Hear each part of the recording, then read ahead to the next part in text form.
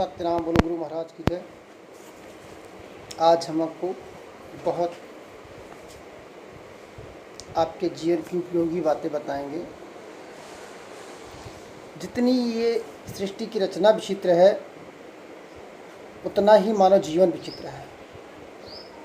प्राचीन काल से संत महात्मा मनुष्य शरीर को सही मार्ग पर चलने की बात बताते हैं, परंतु हर युग में युद्ध हुआ, अत्याचार हुआ। शास्त्रों में अनेक कथाएं ऐसी वर्णित हैं। सतयुग, द्वापर, त्रेता, हर युग में देखो युद्ध हुआ, अत्याचार हुआ। संत महात्मा समझाते रहे, लेकिन पाप बढ़ता रहा। क्यों बढ़ता रहा? क्योंकि लोग पुराने शास्त्रों का ही तर्क देते रहे, नए कुछ किया ही नहीं और नया के बारे में कुछ बताया ही नहीं। पुराने शास्त्रों का वर्णन करते रहे, इसलिए सही अर्थों में कहानी बताते रहे और सही ज्ञान न देने के कारण ही हर युग में युद्ध हुआ।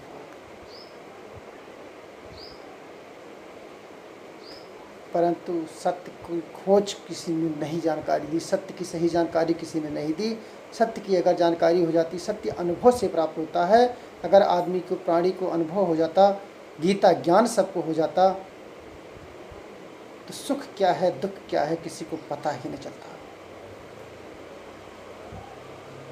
जीवन का उद्देश्य क्या है, वास्तविक सुख शांति कहाँ है, आनंद का स्रोत कहाँ है, मन शांत कैसे होगा, ऐसे प्रश्नों को अगर खोज लिए होते तो सारे दुख दारिद्र खत्म हो जाते। तो आज हम जो विषय आपको लेकर आए हैं, दुख दारिद्रता मिटाने के लिए, कि दुख कैसे मिटेगा, दरिद्रता कैसे मिटेगी, भय का नाश कैसे होगा और हम आगे कैसे बढ़ेंगे। कुछ लोग कहते हैं कि व्यापार नहीं चल रहा है, दुकान नहीं चल रही है, वाणिज्य नहीं चल रहा है, उसमें हमारा नुकसान हो रहा है। उसके बारे में हम आपको विस्तृत विधिवत समझाने का प्रयास करेंगे। आज का वीडियो आपके लिए बहुत ही महत्वपूर्ण होगा, तो नोट कर लीजिए। अगर डायरी पेन न हो तो ले लीजिए, क्योंकि पूरे वीडियो में हम इसी के बारे में चर्चा करेंगे आज।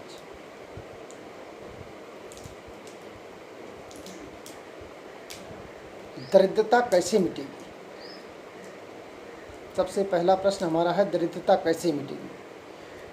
तो नोट कर लीजिए कि दरिद्रता मिटती है उद्योग धंधा करने से। उद्योग करने से दरिद्र मिट जाता है। जब आपके घर में लक्ष्मी का आगमन होने लगता है तो दरिद्रता मिट जाती है। भय का नाश कैसे होगा? भय का नाश होता है जब आपके अंदर विवेक जागृत होगा। जब आप अपने भीतर के तत्वों के बारे में समझेंगे तो आपका भय नाश हो जाएगा।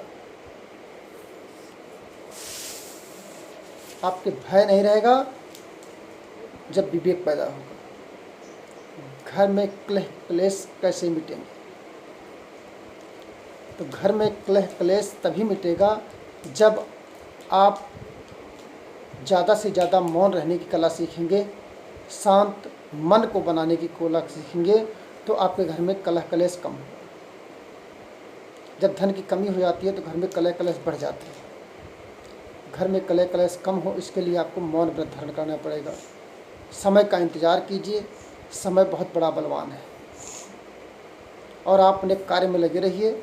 समय बदलेगा, बहुत जल्द बदलता है, हमेशा एक जैसा समय नहीं होता।